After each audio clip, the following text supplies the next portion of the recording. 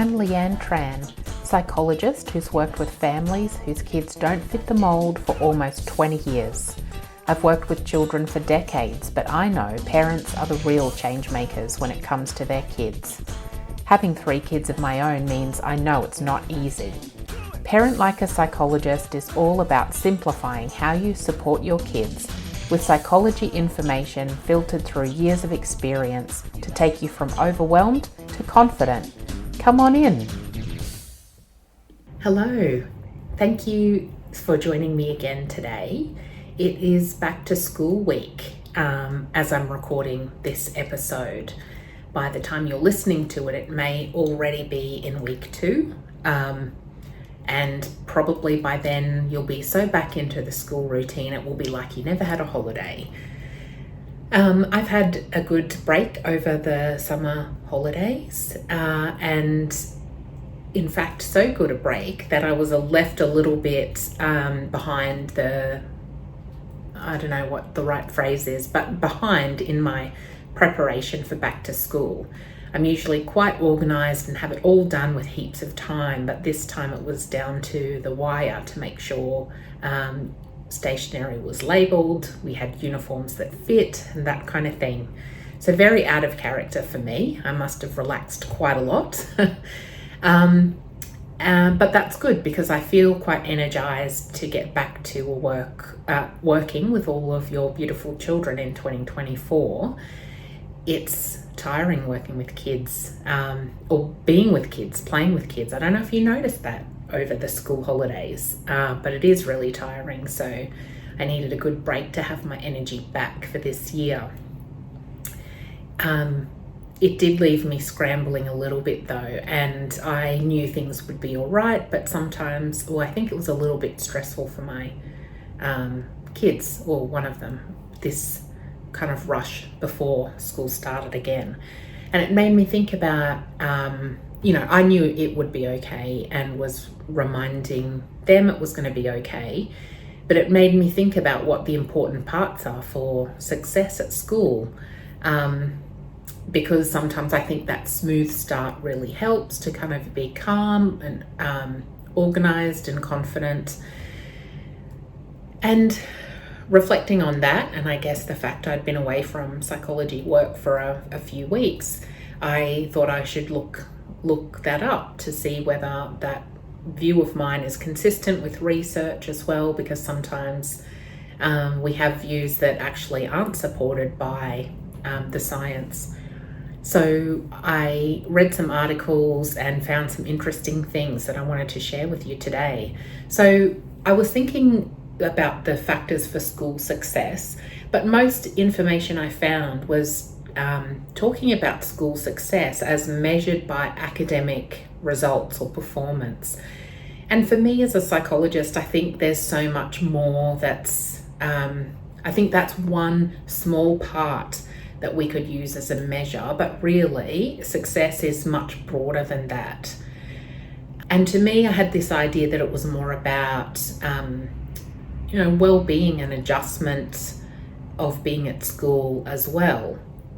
And I came across an article that was talking about how those two ideas, well-being for students and academic achievement, were at odds with each other, which is not how I imagined it. And so this article, which was by, let me find it for you.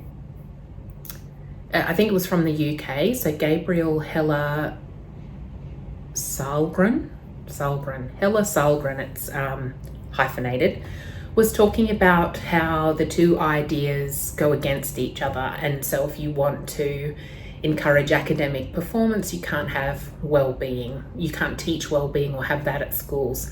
And if you want to teach well-being, you can't have academic results. And it kind of didn't sit right with me. So I did a little bit more reading and found a great article by Tanya Clark, a recent article, so from 2020, talking about how that's a pretty dangerous way of talking about it, and the trade-off is likely not there. And that was a really interesting article, and I'll go through some of the parts that were in there that I found supported the way I was thinking about school, but also some things that you can do as parents as well to create a successful experience for your children. Lots of the studies talk about what schools can do, but there are a couple of little pieces in there I thought could be useful for parents. So when we talk about well-being, it's the definition of that is, well, being well in our being, I guess, is where it came from. So you may know that as an adult instinctively what is good for your well-being and what's not. And well-being is about having the presence of positive emotions and feelings and having not many negative emotions or feelings. And so obviously you will sometimes have some, but overall it's about having things like happiness, positivity, confidence, enjoyment of things, versus the negative emotions like stress, anxiety, fear, panic, low mood, depression, feeling down, and that kind of thing. So it means overall you've got more of that positivity than you have of the negative emotions and feelings. And so in this article, it was talking about how play-based approaches in school, or child-led learning is another term for it, leads to positive well-being for students. And so they defined it as playfulness in lessons. So it's probably play-led when kids are young, prep, grade 1, 2, 3 maybe, but even up into high school, early high school, there's that playfulness in lessons can still be there. And that increases kids' feelings of well-being overall. I think that's probably linked to the fact that to play and explore and be creative is the occupation of kids. So it's what they typically devote their time to. And through that, they learn. So they can learn through play. So it's showing that it does increase well-being. Interestingly, though, there is, I looked at another article as well by Diana Cardenas, and that's also fairly recent, so from 2022. And she was mentioned the trend in well-being decreasing for kids around the world. So at the moment, the trend is that the level of well-being our kids have is going down. And some of the factors associated with that suggested to be things like climate change, the political landscape, the economy, all of those kind of things that we're experiencing at the moment is leading to kids decreasing well-being around the world. And I think that's why it's often then included in the school programs and curriculums is, that focus on well-being. And that's where the original article was saying, well, can we do that, or is that going to be at expense of learning? Again, I want to remind you that at the beginning I was saying I think that success is about much more than academic success, but I think, it's interesting to look at it all. Success to me is about much more than school results, but at the end of the day, that's why they're there, is to learn as well. So I think you can't just focus on well-being. So the article by, where is it, flicking between the two, Cardenas was saying that well-being actually improves later academic success. So that was really interesting. And in contrast to the first article, it's suggesting that rather than being it's one or the other and they're in contrast to each other, you can have both and one can lead to something else. So their study used NAPLAN results as the measure of performance, and they found that increased well-being led to increased NAPLAN results 7 or 8 months later. Only for numeracy, interestingly enough. Don't know why it's not all across the board. And there are a couple of limitations acknowledged by the study because, it's the first, or one of the first in that kind of area looking at these things. But what they did was compare everybody's NAPLAN results. Sorry, how can I explain this in a way that makes sense? They didn't just, they counted for the fact that kids would be achieving higher results 2 years later. They used the NAPLAN results that kids had done 2 years earlier, and then were looking at the predictions for NAPLAN, the follow-up NAPLAN, but then found that kids improved by 2 points or so compared to the prediction if their well-being was higher.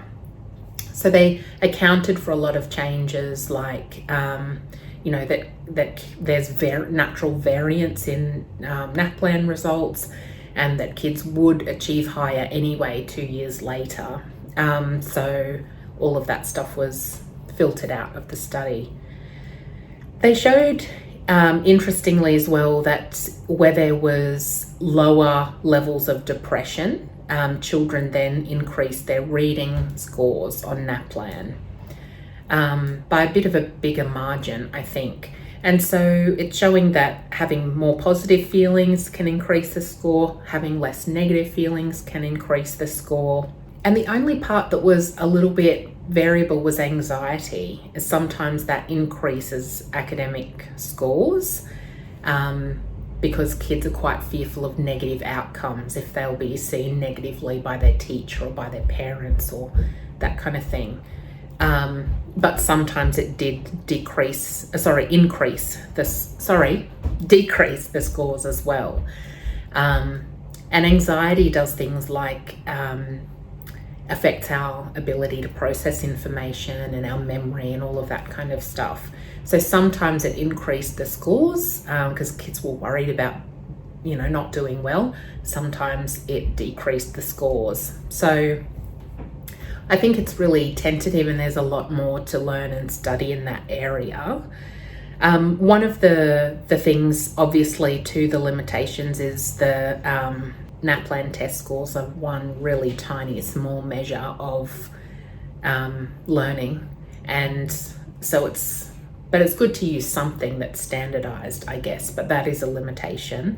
And the other thing too is that we're only looking 7 to 8 months into the future. So it would be really interesting to see what well-being, well-being impacts scores years later as well.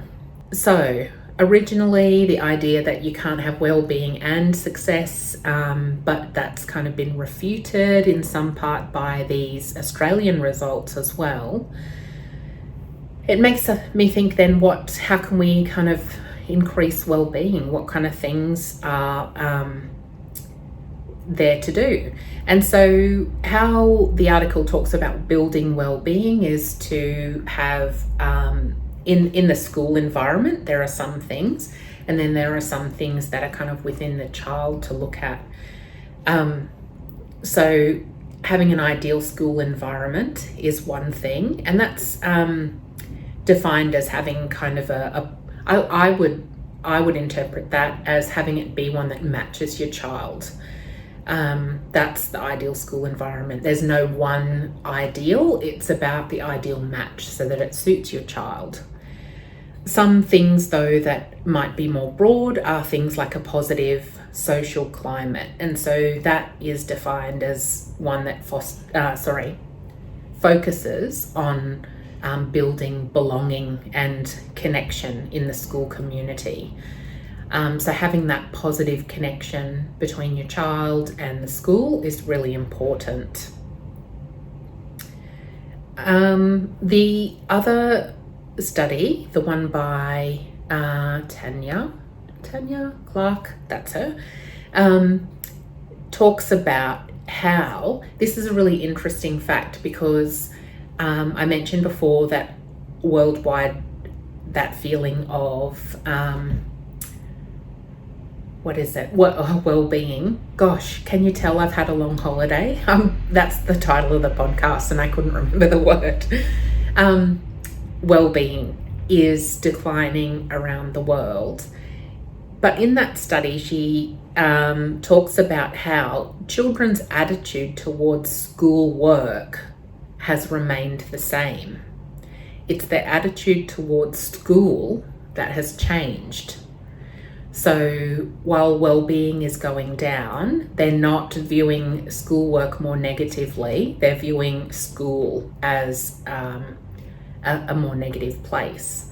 And this one, I think it's important to note that is more across that UK area, so not necessarily Australia. But it's interesting that it's not just about the schoolwork that's affecting well-being. In fact, it's showing that it's not their view about the work. So I think then the key to success at school is probably more about having that well-being and focusing on that rather than just focusing on the academics. The article goes on to give more insight into what's a good school climate and what's not. So I talked before about having that ideal environment. This article says there are some things that don't help for a school environment, and some of those things are test anxiety and a school climate that's kind of all about performance and achievement. So that's versus schools that have a positive school environment tend to be focused on kindness, and they tend to focus on whole school social and emotional skills and the importance of social emotional development across the whole school. So those are the school factors in building well-being. There's 3 last little bits that are about individual children, and I think that's where parents can intervene more. You have more power in changing those kind of things. And they are student mood, life satisfaction, and self-efficacy. So student mood, I guess that's something to watch out for as a parent. And all kids have different temperaments. You might notice that in your own family, even from child to child, or if you compare your family to others. Some children are really quick to have emotional experiences and they have really big, strong reactions that last for a while. Other kids tend to, not get that upset that easily, or if they do, it passes. But what I tell parents to take a step back. It doesn't matter. Both those things are okay. Your child's temperament and how they do things is just how they roll. But children who have that more, big feelings that stay for longer, that kind of temperament can be more likely to develop anxiety, among other things. So it's important to watch out for changes. That's what I talk to parents about. So they will often say they've noticed a change in their child's mood, and that's when you can ask for some help from a psychologist. So you may notice changes in mood that might be feelings or their approach to life. They may seem to just be enjoying stuff less. They may seem to be worrying a lot more about the little things than they used to. They could be just down and not seeing themselves, or they could be more irritable, which is a big thing for anxiety and depression as well, more kind of problem behavior. But it's more when you feel like it's just not them anymore, or they're struggling a lot more than they used to. That's where you can seek some help from a psychologist or some online programs to try to dial up that resilience for your kids again. And so that's the first part. Student mood is something that can affect their well-being. The second thing I mentioned was life satisfaction. And how funny is that as a parent to think about your child's life satisfaction? Because if you judge it as a parent, you think, wow, you have it pretty good. Like, you go to school, sure, but there's not that tension of we're adults, we have to, we have a job, or we're caring for kids all the time, and we've got to run the house and do all these other things, and life as a kid looks pretty good. I think how I talk to parents about that is it's definitely not about letting your kids have everything they want and having a perfect charmed life. It's definitely not. That's not the path to resilience either. But I think it's about focusing on our children's strengths and their interests to make sure that they are enjoying their life. So often if you focus on what your kids are good at and what they enjoy, that's a great path to know what to do. An example of that in real life, I think, is when kids have learning difficulties or something like that at school. I will often say, or often parents will say to me, should we do tutoring? And I think, maybe, but is your child going to enjoy that? Are they going to be happy with that? Sometimes there's a place for it, but often I will say to parents, think about whether you might be better off spending your time and money and your child's time on having them do something that they will really enjoy, that can bring them feelings of confidence and competence as well. So confidence is feeling that they can do something. Competence is knowing that they're good at something. And sometimes that's a better path for your time and money as well. So I can think of a few kids recently who have learning challenges at school, and rather than that, I was saying to the parents, look, they really love this sport. Maybe just make sure there's time for that. Or it doesn't have to be a sport either. It can just be a hobby. So you have time where you go and do it together as a family on the weekend, or they do it with other kids. And because why I'm bringing that up in terms of well-being is that we talked about how well-being is having good positive feelings and not a lot of negative ones. And so with this life satisfaction, if kids are doing things that they find difficult and effortful and they don't enjoy, and that can be school for lots of kids who have ADHD or are autistic, as well as learning disorders, then countering that negative experience and the feelings that come with it with some more positive experiences in their life can lead to that well-being, which means that then they do actually have more energy and time to spend on that difficult academic stuff.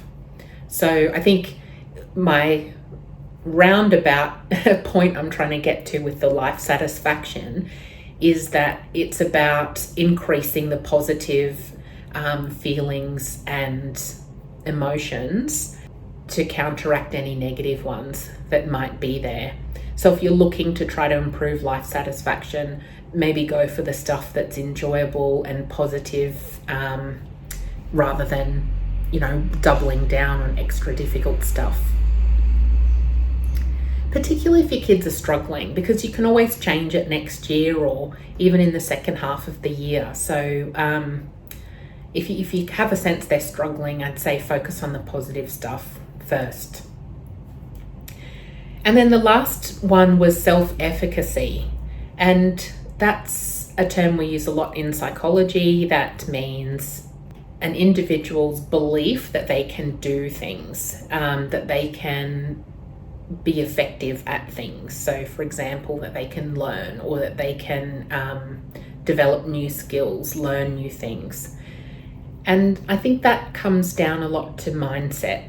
So developing that sense of self-efficacy with your kids can be through it's through mindset. So that can be how you talk to your kids, or it can be programs that they might do at school or outside school. And one of the good programs that I use a lot with my kids is it's a growth mindset program through the Big Life Journal. Lots of schools use the growth mindset stuff as well.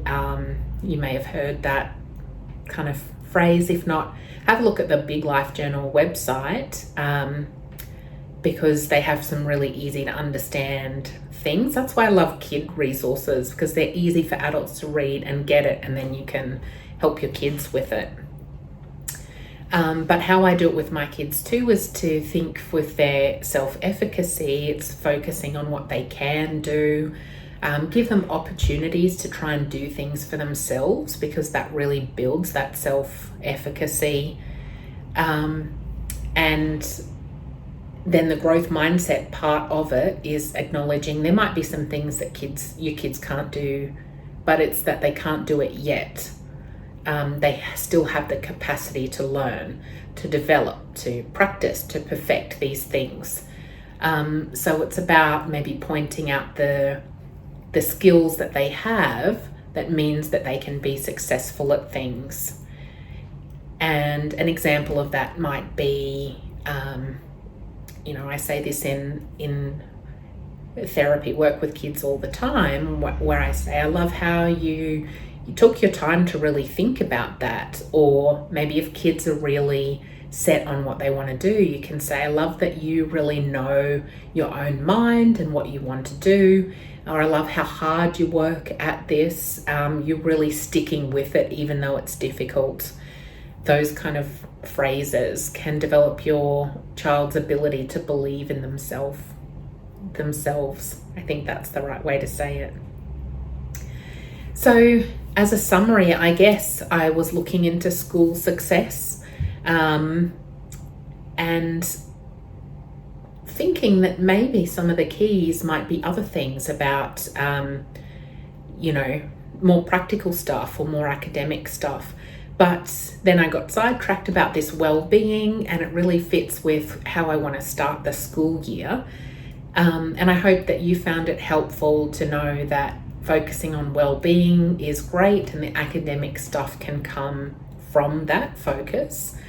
And hopefully a little bit of insight into how you can still promote that well-being and manage it, even if your kids do have some challenges at school. Because like I say, we can't really control our results. We can control our effort and our approach, and that's a good place to start. So I'll leave you with that today, and hopefully I really wish everyone a great start to the year, because it is a big transition for lots of families. It will be nice to have the kids back, so there's a little bit more separation rather than that 24/7 company we've all had. And hope it really goes well for your kids, but also for you as parents. Thanks for listening to this episode of Parent Like a Psychologist. If you found it helpful, please share on Instagram so other parents can benefit too, and tag me at Leanne Tran Psychology so that I can say a big thank you. Head over to leannetran.com.au to join the village for bite-sized psychology tips straight to your inbox. I really hope this podcast has brought a new perspective and you a step closer towards a calm parent and a thriving child. Have a delightful day.